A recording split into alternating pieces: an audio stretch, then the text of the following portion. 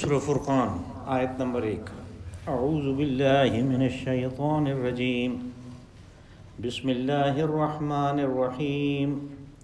تبارک الذی نزل الفرقان علی عبدہ لیکون للعالمین نذیرا، الذی لہ ملک السماوات والارض ولم یتخذ ولدا ولم یکن لہ شریک فی الملک وخلق كل شيء فقدره تقديرا، واتخذوا من دونه آلهة لا يخلقون شيئا وهم يخلقون ولا يملكون لأنفسهم ضرا ولا نفعا ولا يملكون موتا ولا حياة ولا نشورا، وقال الذين كفروا إن هذا إلا إفك افتراه وأعانه عليه قوم آخرون فقد جاءوا ظلما وزورا، وقالوا أساطير الأولين اكتتبها فهي تملى عليه بكرة وأصيلا، قل أنزله الذي يعلم السر في السماوات والأرض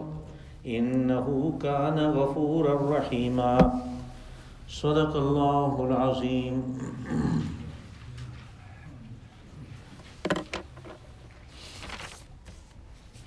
تبارک الذی نزل الفرقان علی عبدہ لیکون للعالمین نذیرا، بڑی ہی بافیض اور برکت والی ہے وہ ذات جس نے اپنے بندے پہ اتارا فرقان یعنی قرآن مجید، تاکہ وہ اہل عالم کے لیے آگاہ کرنے والا بن جائے۔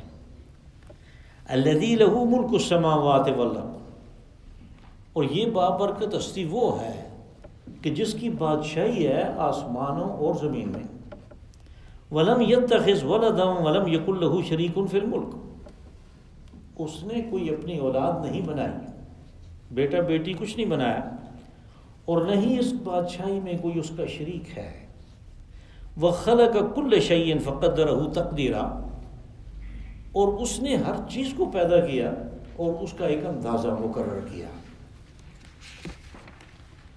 وَاتَّخَذُوا مِن دُونِهِ آلِهَةً لَا يَخْلُقُونَ شَيْئًا وَهُمْ يُخْلَقُونَ، اور لوگوں نے کیا کیا کہ اس کو چھوڑ کے دوسرے معبود بنا لیے، معبود بھی ایسے کہ جنہوں نے کچھ بھی پیدا نہیں کیا بلکہ وہ خود مخلوق ہیں، خود پیدا کیے ہوئے ہیں۔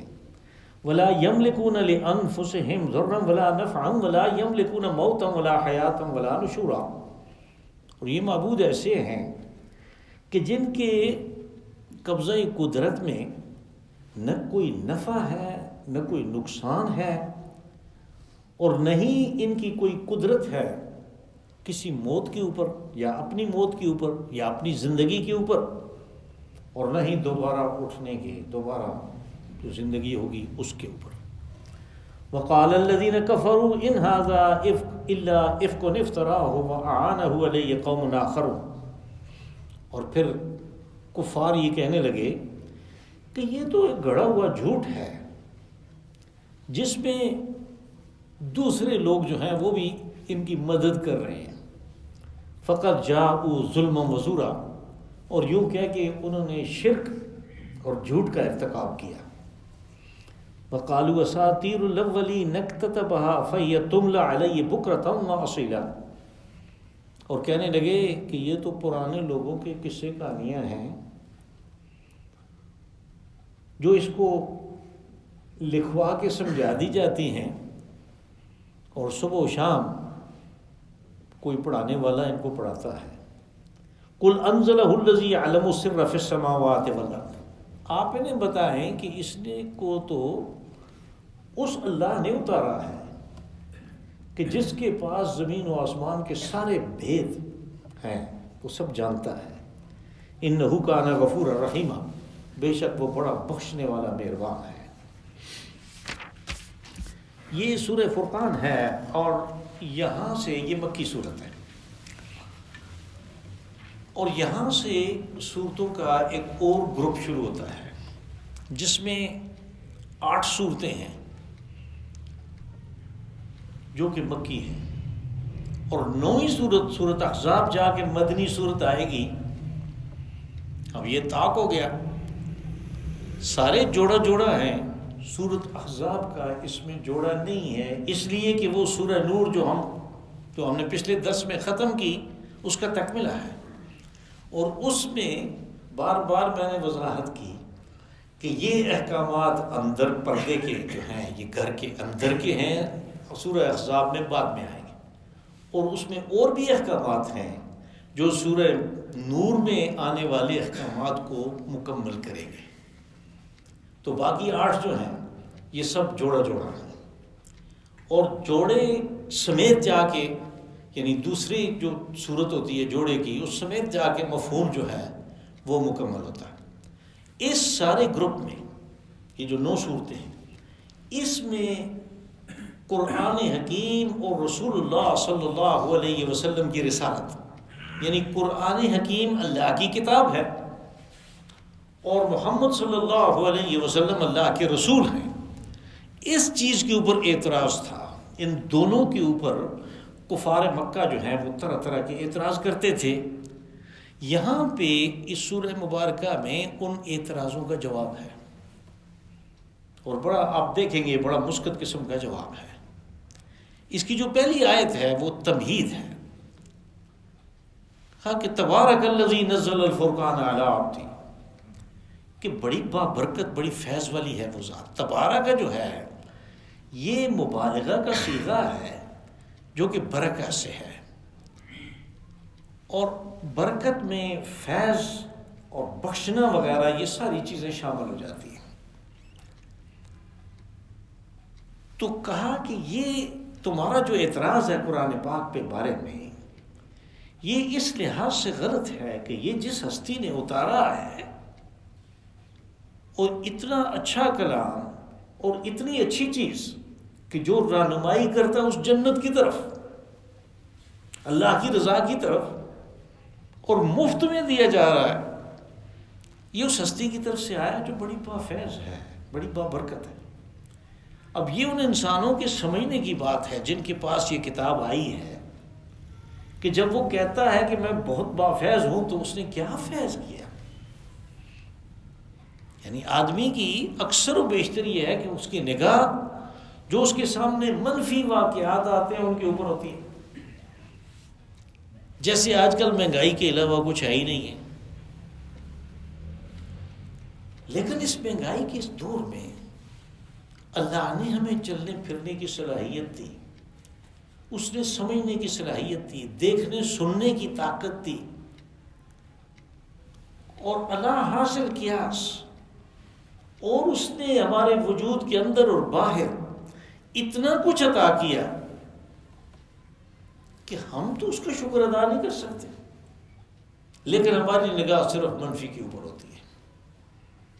بس اس نے اس چیز کی طرف توجہ دلائی کہ اتارنے والی ہستی بڑی بافیض ہے، بڑی بابرکت ہے، اور بہت بخشش کرنے والی ہے، اور اس نے یہ کتاب اتاری ہے جس کے اندر تمہارے لیے بڑی رحمت ہے، تمہارے لیے رہنمائی ہے جنت کی طرف، اور یہ سارا کچھ مفت ہے۔ اس نے یہ اپنے بندے پہ اتاری، علی عبدہ۔ اب قرآن حکیم کے اترنے کی جب بات ہوتی ہے تو یہ جو کہ رسول اللہ صلی اللہ علیہ وسلم کے ذریعے سے سب سے بڑی اللہ کی نعمت انسانوں کو ملی ہے، تو ہمیشہ قرآن پاک میں اشارہ ہوتا ہے علی عبدہ۔ اس میں ایک خاص التفات ہے، یعنی ایک خاص محبت کا پہلو ہے جس میں اپنا بندہ کہا اس کو، یعنی یہ وہ زمانہ ہے کہ جب کسی کی عزت افزائی کرنی ہے، کوئی بادشاہ ہیں، کوئی بادشاہوں کے نمائندے ہیں، کوئی اس قسم کے لوگ ہیں، تو ان کے ناموں کے ساتھ بڑے بڑے القابات ہوتے تھے، اور یہ سلسلہ القابات کا آج تک چلا آ رہا ہے۔ یعنی وہ کہ جس نے اللہ کے دین کو بگاڑنے کی کوشش کی، دین الہی بنایا، اس کو ذل سبحانی کہتے تھے، اور ساری کتابوں میں لکھا ہوا ہے۔ کوئی تاریخ کی ایسی کتاب نہیں کہ جس میں اکبر اعظم کو ذل سبحانی نہ لکھیں۔ یہ وہی اکبر اعظم ہے کہ اس نے پورے دین اسلام کو اس سب کانٹیننٹ میں بگاڑنے کی کوشش کی، دین الہی ایجاد کیا، خود بھی شادیاں کی ہر مذہب کے لوگوں سے، ان کی بیٹیوں کو بیاہ کے لایا تاکہ ان کو ایک ملغوبہ دین کا بنا کے دیں. وہ تو اس کا تو دور جو تھا وہ اس لحاظ سے ہمارے لیے خوش قسمتی تھی اور اس کے لیے سب سے بڑی بدبختی تھی کہ مجدد الافسانی رحمۃ اللہ علیہ انہوں نے اس کے آگے وہ بند باندھا کہ سوائے تاریخ کی کتابوں کے اس دین الہی کا نام کسی جگہ ملتا ہی نہیں. حالانکہ دنیا کا کوئی فرقہ ایسا نہیں کہ جو جھوٹا فرقہ نکلا ہو اور اس کا وجود نہ ہو. اتنی ترقی کی انہوں نے. کہاں وہ باب اللہ بھائی، یہ کیا وہ ایران کا تھا باب بہار اللہ، اور ادھر ایئرپورٹ بعد میں. اب تو وہ نہیں، اب وہاں پہ مسلم کمرشل بینک ہے. پہلے ادھر فردوس کیفی ہوتی تھی، وہ مشہور آگ لگنے سے پہلے. وہ اس میں وہ بھائیوں کی کیفی تھی، اس میں وہ باقاعدہ ان کا کلمہ لکھا ہوا تھا. تو اسی طرح یعنی بہت سے لوگ امریکہ میں کنورٹ ہوتے ہیں، مسلمان ہوتے ہیں، ان کو پتہ ہی نہیں اسلام کیا ہے. وہاں پہ ایک آدمی نے نبوت کا دعویٰ کیا ہوا تھا، محمد علی جاہ، اس کا نام تھا محمد علی جاہ. وہ اس کے پیروکار ہیں، کہتے ہیں ہم مسلم، وی ہیو کنورٹڈ. ساری دنیا کے فرقے موجود ہیں اس دنیا میں، صرف دین الہی والے نہیں ہیں کہ شیخ سرہندی رحمۃ اللہ علیہ نے اس کے آگے بند باندھا. تو وہ کہا کہ اعلیٰ عبد ہی، اپنے بندے میں. آپ اور بھی دیکھیں گے قرآن پاک میں، کہا الحمدللہ الذی انزل علی عبد الکتاب علی عبدہ الکتاب ولم یجعل له عوجا. یعنی یہ جو عبد ہی کہنا ہے، اور خود اپنے آپ کو رسول اللہ صلی اللہ علیہ وسلم نے فرمایا کہ مجھے عبدہ کہیں، عبدہ ورسولہ، عبدہ ورسولہ. جب لوگوں نے القابات کی کوشش کی تو آپ نے فرمایا مجھے کہیں عبدہ ورسولہ، اس کا بندہ. اور پھر علامہ اقبال نے کہا کہ عبد دیگر عبدہ چیزیں دیگر، کہ غلام اور ہوتا ہے لیکن اس کا غلام اور ہوتا ہے. ای سراپا انتظار منتظر. یہ جو عبد ہے، جو غلام ہے کسی کا، وہ تو سراپا انتظار کر رہا ہوتا ہے کہ آقا کا حکم ہو اور میں بجا لاؤں. اور جو عبد ہے، دنیا اس کی آنکھ کی طرف دیکھتی ہے کہ یہ اشارہ کرے اور ہم گردن کٹوا دیں. یہ عبد اور عبد میں فرق ہے. بس جب بہت بڑی کسی نعمت کا تذکرہ ہے قرآن پاک میں تو عبدہ کا لفظ استعمال ہوا، علی عبدہ. فرقان قرآن پاک کے لیے ہے، اور فرقان فرقہ سے ہے، یعنی اس میں بھی مبالغہ کا وہ صیغہ پایا جاتا ہے کہ یہ ایسا فرق کرتا ہے حق و باطل کے درمیان، جو سچ اور جھوٹ ہے اس کو یہ ایسا علیحدہ کرتا ہے، جو جائز اور ناجائز ہے اس کو ایسے علیحدہ کرتا ہے کہ اس میں کوئی ابہام باقی نہیں رہتا. ایسا فرق کرنے والا ہے. یہ مبالغے کا یہ مفہوم ہے. یہاں پہ کہا کہ وہ فرقان اتارا کہ جس نے سچ اور جھوٹ کو، جائز اور ناجائز کو بالکل علیحدہ کر کے دکھا دیا. اور یہ کس لیے اتارا؟ تاکہ جہان والوں کے لیے یہ ایک آگاہی کی صورت بنے. ایسے نہ ہو کہ بے خبری میں مارے جائیں، اس لیے کہ یہ اللہ کا قانون نہیں ہے کہ کسی کو بے خبری میں پکڑ لے. اس نے پہلے خبر کی کہ تمہارے ساتھ یہ ہونے والا ہے، اس کام کا یہ نتیجہ نکلے گا، اس کام کا یہ نتیجہ نکلے گا، بالکل واضح کر کے بتا دیا. یہ فرقان ہے. اور نذیر وہ ہے کہ جو اس سے آگاہ کرتا ہے. یہاں پہ یہ فکرے کی جو ساخت ہے، اس آیت کی جو ساخت ہے عربی کے لحاظ سے، وہ ایسی ہے کہ اس نذیر کو آپ رسول اللہ صلی اللہ علیہ وسلم کے لیے یا قرآن پاک دونوں کے لیے آپ استعمال کر سکتے ہیں. یہ دونوں یہ کام کر رہے ہیں. الذی لہ ملک السماوات والارض. اب یہ قرآن پاک ایسا ہے کہ اس میں تو پورا ضابطۂ حیات ہے، اور پھر وہ ضابطۂ حیات، وہ قوانین ایسے ہیں جو حاکموں کے لیے، رعایا کے لیے، مردوں کے لیے، عورتوں کے لیے، کمائی کرنے والوں کے لیے، ان کے لیے جن کے پاس کچھ بھی نہیں ہے، دنیا کے تمام لوگوں کے لیے اس میں قوانین موجود ہیں۔ تو وہ قانون اس نے بنایا ہے، وہ کہتا ہے کہ میں نے اس لیے بنایا ہے کہ میں مالک ہوں، میں بادشاہ ہوں، ملک و سماوات، اقتدار میرا ہے، بادشاہی میری ہے، سب کچھ میرا ہے، تو قانون کوئی اور کیوں بنائے؟ اس میں ایک اور چیز بھی ہے کہ جب انسانوں کے لیے قانون آپ کسی اور سے بنوائیں گے تو وہ تو ڈنڈی مار جائے گا۔ لوگوں نے کوشش کی نا، قانون بنائے ہوئے ہیں نا، دنیا میں قانون قرآن پاک کے بغیر چل رہے ہیں، حتیٰ کہ مسلمان ملکوں میں اس پاکستان میں جو اسلام کے نام پہ بنا، اور یہ بات تو اس دن بھی درس میں آئی تھی کہ قانون تو لاٹ مکالے کا چلتا ہے، لیکن نتیجہ اس کا دیکھ لیا۔ اور تاریخ ہمیں یہ بتاتی ہے کہ جب قانون یہ چل رہا تھا، یہ کتاب چل رہی تھی، تو مسلمانوں کی کیا حیثیت تھی۔ جب اپنی طرف سے قانون بنانے کی کوشش کی اور اس پہ چلنے کی کوشش کی، تو آہستہ آہستہ وہ صورتحال خراب ہوتے ہوتے کہاں پہنچ گئی۔ یہ اس لیے کہ جس نے بھی قانون بنایا وہ قانون بناتے ہوئے اپنے مفاد کو سامنے رکھتا ہے، جبکہ اللہ کا کوئی مفاد نہیں ہے۔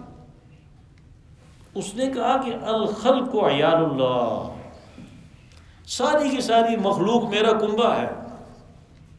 اب اپنے کنبے میں، اپنی اولاد میں تو کوئی کسی کو زیادہ کسی کو تھوڑا، یہ تو انسان کر سکتے ہیں، اللہ کے لیے تو وہ تو العدل ہے، جل جلالہ سراپا عدل ہے، اس سے کسی سرے منہ انصاف کے خلاف کرنے کی توقع نہیں کی جا سکتی۔ اس لیے یہ اختیار اس کا ہے جس کی بادشاہی ہے، اور وہ اتنا عادل بادشاہ ہے، یقیناً اس نے بہترین قانون بنایا ہوگا جس میں سب کے حقوق کا خیال رکھا ہوگا، جس میں سب کے لیے آسان ترین جو فرائض ہیں وہ رکھے ہوں گے۔ ہماری زندگیاں اس لیے مشکل ہیں کہ ہم نے اس کے قانون کو چھوڑ دیا۔ تو قانون چلے گا اگر لوگوں کے مفاد میں تو اس کا ہوگا، بادشاہی اس کی ہے، اختیار وہ کہتا ہے اختیار میرا ہے قانون بنانے کا، اور اس میں اس نے کسی کو شریک نہیں کیا، اور کسی کو کیا شریک کرتا، اور کسی کے کس قانون کو کیوں تسلیم کرتا۔ اس نے کسی اپنے جلیل القدر رسول کو بھی اپنے قانون کو تبدیل کرنے کا اختیار نہیں دیا۔ لہو ملک السماوات والارض، اس کا یہ مفہوم ہے۔ وَلَمْ يَتَّخِذْ وَلَدًا۔ اب ایک جو یعنی شبہ جو پیدا ہو سکتا ہے وہ یہ ہے کہ دنیا میں بہت سے ایسی قومیں ہوئیں جنہوں نے، کسی نے اللہ کے لیے کسی کو بیٹا قرار دے دیا، دوسروں نے اللہ کے لیے بیٹیاں قرار دے دیا، کوئی اور تھے انہوں نے کچھ اور چیزوں کی نسب جو ہے وہ اللہ کے ساتھ جوڑنے کی کوشش کی۔ اب جو نسبی اولاد ہے، جس کا نسب اللہ کے ساتھ اگر نعوذ باللہ مل جائے تو وہ تو پھر وارث ہے، وہ تو پھر مالک ہے۔ اب اس شبے کو دور کرنے کے لیے اس نے کہا کہ میرا نہ کوئی بیٹا ہے، نہ کوئی بیٹی ہے، نہ کوئی میری اور اولاد۔ اور جب یہاں پہ لفظ جس کا ترجمہ ہم کرتے ہیں بنایا، نہیں بنایا، وَلَمْ يَتَّخِذْ، تو اولاد کی ایک صورت عرب میں اور بھی چلتی تھی، اس کو کہتے ہیں متبنہ۔ ہم جس کو کہتے ہیں منہ بولا بیٹا، کہ وہ اس کو بیٹا بنا لیتا ہے اس لیے کہ اپنی اولاد کوئی نہیں ہے۔ تو اب یہ ہے کہ دونوں بوڑھے میاں بیوی تنہائی میں ہیں، وہ اپنے کسی رشتہ دار کو، اپنی کسی بہن کو، اپنے کسی بھائی کو کہتے ہیں کہ بھائی ایک بیٹا دے دو۔ عام طور پہ تو وہ کہنے سے پہلے ہی دے دیتے ہیں کہ یہ ان کے گھر میں رہے۔ تو وہ جو ہے وہ نسبی بیٹا نہیں ہے، نام اس کے باپ کا وہی ہوگا جو ہے، جس کی فرش پہ، جس کی بستر پہ پیدا ہوا ہے، نام وہی ہوگا، لیکن اس کو متبنہ کہتے ہیں۔ وَلَمْ يَتَّخِذْ وَلَدًا، کہ اس نے کوئی متبنہ بھی نہیں بنایا ہے۔ وَلَمْ يَكُنْ لَهُ شَرِيكٌ فِي الْمُلْكِ، اور نہ ہی کسی اور طریقے سے، یعنی ایک تو اولاد ہوتی ہے تو شریک ہوتی ہے اس کے ساتھ، نہ ہی کسی اور طریقے سے اس نے اپنے اقتدار میں کسی کو شریک کیا کہ بھائی میرے لیے اتنا بڑا جنجال جو ہے سنبھالنا مشکل ہو گیا ہے تو میں کسی کی مدد لے لوں۔ اور پھر بیوقوف لوگ وہ مثالیں دیتے ہیں کہ بھائی دیکھیں ملک کا صدر ہوتا ہے، اس کے ماتحت میں گورنر ہوتے ہیں، ان کے ماتحت میں ڈپٹی کمشنر ہوتے ہیں، وہ پھر اسسٹنٹ کمشنر ہوتے ہیں، وہ پھر پٹواری ہوتے ہیں، وغیرہ وغیرہ، یہاں تک جاتے ہیں. پھر اس طرح نظام چلتا ہے. یہ نظام جو لوگ چلا رہے ہیں ان سے وہ نہیں چلتا. اللہ نے جو نظام چلانا ہے وہ اپنے اس نظام کے لیے وہ کہتا ہے مجھے کوئی تھکاوٹ نہیں، مجھے کوئی اونگ نہیں، میں کسی وقت اس سے غافل نہیں ہوتا. نیند بڑے دور کی بات ہے، مجھے اونگ بھی نہیں آتی. یعنی وہ سنۃ ولا نوم جو ہے آیت کرسی میں، آیت کرسی کیا ہے؟ وہ اللہ کی صفات کی سب سے بڑی آیت ہے قرآن پاک میں. اور سورہ اخلاص کیا ہے؟ اس کی ذات کی جو یکتائی ہے اس کے بارے میں وضاحت کرتی ہے. ان دونوں کو ملا کے دیکھیں تو اس آیت مبارکہ میں یعنی اس کا خلاصہ ہے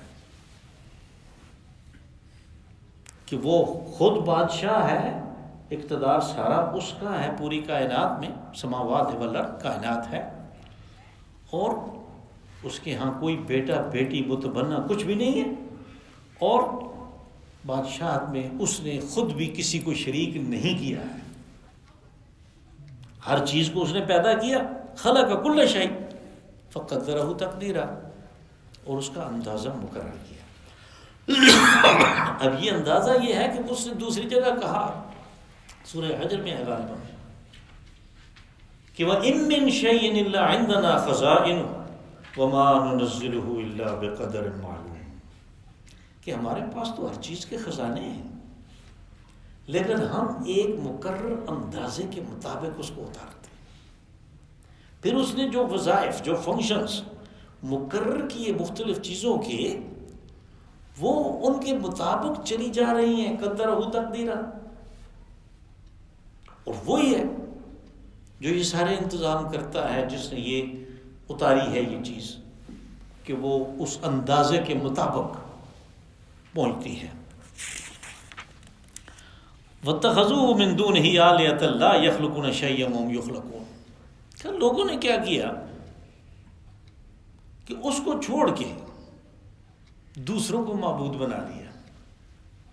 اب پہلے معبود کی بات نہیں تھی، اس نے صرف اپنی بات کی کہ بادشاہی میری ہے، پیدا میں نے سب کچھ کیا، اندازہ ہر چیز کا میں نے مقرر کیا، بیٹا بیٹی متبنہ میرا کوئی نہیں ہے، میرے اقتدار میں شریک کوئی نہیں ہے. یہ بات ختم ہوئی، کہا لوگوں نے اور معبود بنا لیا. معلوم ہوا کہ معبود وہ ہوتا ہے کہ جس کا سارا اختیار ہو، جو اصل بادشاہ حقیقی ہے. اس کو چھوڑ کے دوسروں کی پرستش کرنا، دوسروں کی پوجا پاٹ کرنا، ان کو کسی صاحب اختیار سمجھنا، یہ انسان کی بہت بڑی غلطی ہے. یہاں سے اس نے ٹھوکر کھائی ہے. کہا وَاتَّخَذُوا مِن دُونِ لَا يَخْلُقُونَ شَيْئًا وَهُمْ يُخْلَقُونَ. کہا کہ تم یہ دیکھو کہ جن کو تم معبود بنائے پھرتے ہو انہوں نے پیدا کچھ نہیں کیا، وہ خود پیدا ہوئے. خود پیدا ہوئے یعنی اللہ نے ان کو پیدا کیا. تو جب ان کو پیدا کیا اس نے، تو وہ کیسے اس کے ساتھ معبودیت میں، الوہیت میں کیسے شریک ہو گئے؟ وہ شریک نہیں ہوئے، انسانوں نے ٹھوکر کھائی، ان کو شریک کر لیا. وَلَا يَمْلِكُونَ لِأَنفُسِهِمْ ضَرًّا وَلَا نَفْعًا. کہا ان کی معبودیت کی جو بودھا پن ہے، اس کی جو کمزوری ہے، اس کو دیکھو کہ یہ تو اپنے کسی نفع نقصان کے اوپر اختیار نہیں رکھتے. تم کس لیے ان کے پاس جاتے ہو؟ اپنے نقصان کو ختم کروانے کے لیے، اپنی بیماریوں کو ختم کروانے کے لیے، اپنے کاروبار کی ترقی کے لیے. کس لیے اس کے پاس جاتے ہیں؟ اس کے پاس تو اپنے لیے اختیار نہیں ہے. لا یملکون لانفسہم، ملکیت، یملکون ہم ملکیت اردو میں استعمال کرتے ہیں، تو ملکیت ان کی اپنے لیے بھی، لانفسہم اپنے نفس کے لیے بھی نہیں ہے کسی نفع نقصان کی. ولا یملکون موتا ولا حیاتا ولا نشورا، اور نہیں ان کا موت کے اوپر کوئی اختیار ہے. وہ اللہ نے فیصلہ کرنا ہے، نئی زندگی کے اوپر کوئی اختیار۔ اب انسان جو اس دنیا میں آیا تو اس کے لیے تو دو چیزیں جو ہیں وہ سب سے اہم ہیں، اس لیے کہ اس دنیا میں وہ چلتا پھرتا ہے، آیا ہے اس لیے، اور یہاں سے وہ جائے گا اس لیے کہ مر گیا۔ اب یہ جو دونوں بہت ہی بڑی اہم چیزیں ہیں، اس کے اوپر تو اس کا اختیار ہی کوئی نہیں، نہ اپنی پیدائش کے بارے میں کوئی فیصلہ کر سکتا ہے کہ میں نے ادھر نہیں، میں نے ادھر پیدا ہونا ہے، برونائی میں پیدا ہونا ہے، میں نے نہیں، جہاں وہ چاہے، جس جگہ اس نے چاہے، جس خاندان میں اس نے چاہے، وہاں پہ پیدا ہونا ہے اس نے، اور جیسے اس نے چاہا، جس وقت اس نے چاہا۔ اس میں جوانی کی، بڑھاپے کی، بچپن کی کوئی بات نہیں ہے، جو اس کا اندازہ مقرر تھا، اس نے کہا نا قدر تقدیرہ، اس نے اندازہ مقرر کیا، اس کے مطابق اس نے بالکل ہتھیار ڈال دینے ہیں اور چلے جانا ہے، جو بھی عمر ہو، جیسی بھی صحت ہو، کوئی مسئلہ نہیں ہے۔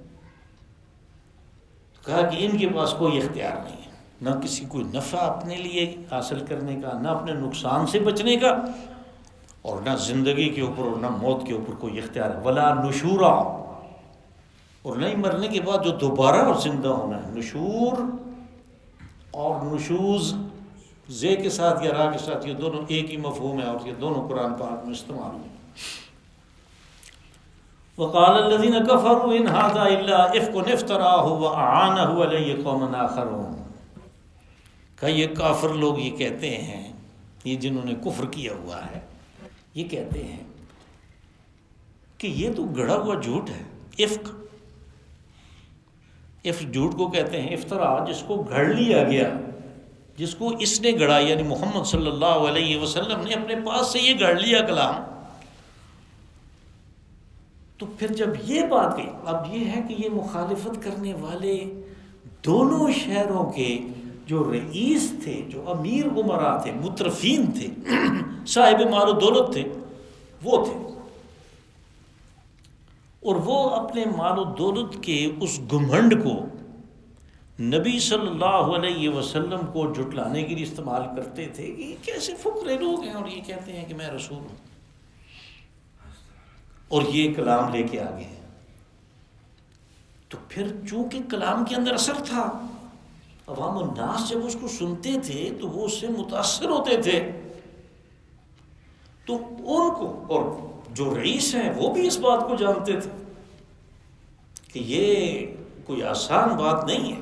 جب وہ کہہ بھی رہا ہے کہ تم لے آؤ اس کی ایک آیت، 10 آیتوں کے برابر کچھ لے آؤ، تو وہ تحدی جو ہے، وہ جو چیلنج ہے، اس کو بھی نہیں پورا کر پا رہے، اس کے سامنے بھی کوئی نہیں آ رہا، تو پھر کیا کریں؟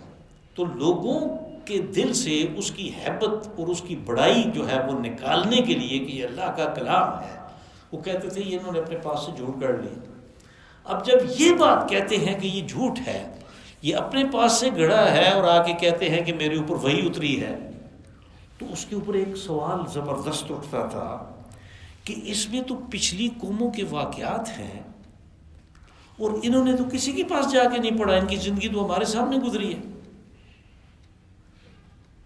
اور پھر وہ ہیں بھی ایسے طریقے پہ، یعنی جو ان میں سے سمجھدار لوگ تھے جو جا کے پوچھتے تھے بنی اسرائیل سے، یہودی علماء سے، تو وہ ان کو بتاتے تھے کہ یہ واقعہ اس طرح ہے۔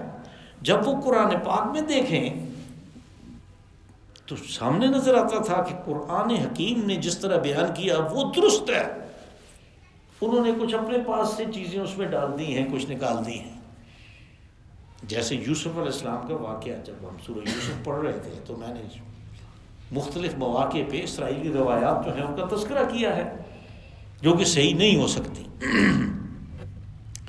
تو یہ جو سوال اٹھتا تھا، یہ ان لوگوں کے لیے جو رئیس تھے، جو کہتے تھے کہ یہ انہوں نے جھوٹ گڑھا، ان کے لیے مسئلہ بن گیا۔ تو پھر اس کے ساتھ انہوں نے یہ چیز ملائی، وَأَعَانَهُ عَلَيْهِ قَوْمٌ آخَرُونَ، اس جھوٹ کو گھڑنے میں اس کے دوسرے لوگ بھی مدد کرتے ہیں، یعنی یہود اور نصارہ، وہ بھی ان پچھلے دنیا کے جو واقعات ہیں، تاریخ عالم جو ہے، اس کے واقعات ان کو بتانے میں ان کی مدد کرتے ہیں قوم آخر.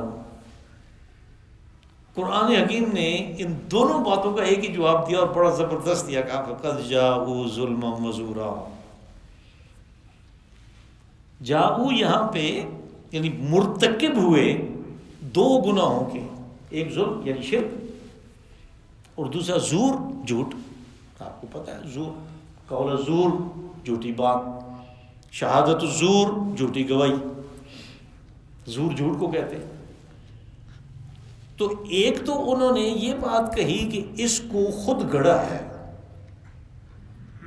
یعنی اللہ کے کلام کو کوئی اور بھی اسی طرح کا کلام کر سکتا ہے پیش، شرک ہو گیا. اور یہ کہ دوسرے اس کی مدد کرتے ہیں، جھوٹ ہو گیا. فقط جاءوا ظلما وزورا کہا، یہ کہہ کے یہ انہوں نے شرک کا اور جھوٹ کا ارتکاب کیا. وقالوا اساطیر الاولین اکتتبها فهي تملی علیہ بکرۃ واصیلا. کتب یکتب کتابا، یہ تو ایک لفظ ہے کہ لکھا گیا، کتب یکتب اور اس نے لکھا، وہ لکھتا ہے، وہ لکھے گا، کتابا ایک کتاب. لیکن یہاں پہ ایک اضافی تے ہے، اکتتبها. یہ جو اضافی ہے یہ اسی لکھنے کے مفہوم میں اضافہ کرتی ہے، اس کے مطلب میں اضافہ ہوتا ہے. جب بھی کسی فعل میں حرف زیادہ ہوتا ہے تو اس کے اندر مفہوم میں بھی ایک زیادتی پیدا ہوتی ہے. یعنی جب ہم کہیں کہ آپ فتویٰ دیں تو ہم ایک درخواست کرتے ہیں دارالعلوم سے کہ آپ اس بارے میں جواب دیں، تو اس درخواست کو کہتے ہیں استفتاء. یعنی فتویٰ سے اتنا بڑا لفظ بنایا استفتاء، اس میں بھی تا اضافی استعمال ہوئی. استخدام، خدمت کے لیے درخواست کرتے ہیں ہم. تو یہاں پہ بھی جو تا استعمال ہوئی ہے تو اس نے اس کے مفہوم میں اضافہ کیا. ایک تتبہ لکھوا لیا جاتا ہے، اس لیے کہ انہیں پتہ تھا وہ تو خود لکھتے ہی نہیں ہیں. تو یہ اس لیے ہوا ایک تتبہ، یعنی اس نے کسی کو درخواست کی اور پھر اس نے لکھ کے دیا. ایک تتبہ وہی تملی علیہ بکرۃ واصیلا، اور پھر وہ صبح و شام ان کو پڑھایا جاتا ہے. لیکن اسکول میں پتہ نہیں اب ہوتا ہے کہ نا، پہلے زمانے میں جب ہم پڑھتے تھے تو اسکول میں املا ہوتی تھی، یعنی وہ لکھواتے تھے، یہ لفظ زبانی بولتا ہے اور طالب علم لکھتے ہیں املا. تملا علیہ بکرۃ واصیلا، جو کہ انہیں پڑھایا جاتا ہے صبح و شام. کسی کو کہا کہ مجھے یہ لکھ کے دو، اس نے لکھ کے دیا اور ان کو سنایا واپس، اور انہوں نے آ کے ہمیں کہا کہ یہ وحی اتری ہے. تو کہا کہ یہ دو دو تین تین جھوٹ انہیں اکٹھے اس لیے کرنے پڑے کہ ایک بڑا جھوٹ بولا تھا کہ یہ اللہ کا کلام نہیں ہے، اس کی سپورٹ میں مزید جھوٹ بولنے پڑے. قل انزلہ الذی یعلم السر فی السماوات والارض. کہا گیا رسول صلی اللہ علیہ وسلم ان کو جواب دیں، اور یہ جواب یہ ہے کہ اس کو اس اللہ نے اتارا ہے کہ جس کے پاس بھید ہیں، سارے راز ہیں پوری کائنات کے. یہ کیا مفہوم ہوا؟ یعنی قرآن حکیم ماضی میں جو عبرتیں ہوئی ان کے بارے میں بتاتا ہے، جو یعنی عبرت آموز جو واقعات تھے دنیا کے، دنیا میں جو رونما ہوئے، ان کے بارے میں بتایا. نتیجہ نکال کے یہ کس چیز کا نتیجہ نکلا؟ یعنی سورہ اعراف میں اصحاب السبت کا واقعہ ہے اور اصحاب القریہ کا واقعہ ہے کہ جو پانی کے کنارے تھے اور وہ مچھلیاں پکڑتے تھے سارے ہفتہ کے سارے دن. تو جب بنی اسرائیل نے مطالبہ کیا کہ ایک دن ہمیں صرف عبادت کا دیا جائے اور وہ ہفتے کا دن ہو، یوم السبت، تو اللہ نے مقرر کر دیا. پھر انہوں نے اللہ کے قانون کو غچہ دینے کی کوشش کی، اس کے ساتھ دھوکہ کرنے کی کوشش کی، تو کہا کہ ہم نے ان کو بندر اور خنزیر بنا دیا، جعلنا منهم القردة والخنازیر وعبد الطاغوت، ہم نے انہیں بندر اور خنزیر کی شکل بنائی، مسخ کا عذاب آیا ان کے اوپر۔ وجہ بتا دی کہ وجہ کیا تھی۔ تو سارے بھید اللہ کے پاس ہیں، اگر اس نے یہ عبرت آموز واقعات بیان کیے تو اس کی معلومات ہے اس کے پاس۔ پھر اس نے دوسری چیز اس میں یہ بتائی کہ زندگی گزارنے کا اصل طریقہ کیا ہے جو کامیابی کا طریقہ ہے، اور کہا کہ مستقبل میں کیا ہونے والا ہے تمہارے ساتھ، یہ مستقبل موت کے بعد شروع ہونے والا ہے، کہا اس میں کیا ہو۔ تو یہ صرف وہ جان سکتا ہے، وہ بیان کر سکتا ہے کہ جس کے پاس راز ہو، وہ بھید سارے ہوں۔ تمہیں نظر نہیں آتا کہ اس نے یہ چیزیں بیان کی ہیں کہ جو اس کے علاوہ کوئی نہیں جانتا، اور اس نے اپنی ان معلومات سے تمہارے فائدہ کے لیے ماضی کے واقعات، عبرت آموز قصے، حال میں تم نے کیا کرنا ہے اور تمہارے ساتھ کیا ہونے والا ہے، تمہارے اعمال کے اور عقائد کے نتیجے میں، یہ سب کچھ بتا دیا، اس لیے کہ اس کے پاس ہے یہ راز، دوسرے کسی کے پاس نہیں ہے۔ تو وہ کس طرح جھوٹ گڑے گا، وہ کس طرح یہ واقعات بیان کرے گا جس کے پاس یہ ساری معلومات نہیں ہیں۔ انہ کان غفورا رحیما، کہا کہ اس کے کلام کو کہنا کہ یہ جھوٹ ہے اور یہ اپنی طرف سے گھڑ کے لے آئے ہیں، گناہ تو بہت بڑا ہے، اس کی پاداش میں تو یہ بسم ہو جانے چاہیے، فوراً ان کے اوپر عذاب آ جانا چاہیے، لیکن وہ اس طرح عذاب نہیں بھیجتا، اس لیے کہ وہ بڑا بخشنے والا مہربان ہے۔ وہ موقع دیتا ہے کہ شاید کل سیدھا ہو جائے، پھر سیدھا ہو جائے، پھر سیدھا ہو جائے۔ تو وہ اللہ کی طرف سے جو موقع ہے، یہ اس کے غفور الرحیم ہونے کی نشانی ہے۔ اللہم صلی وسلم وبارک وانعم علی عبدک ورسولک ونبیک محمد صاحب المقام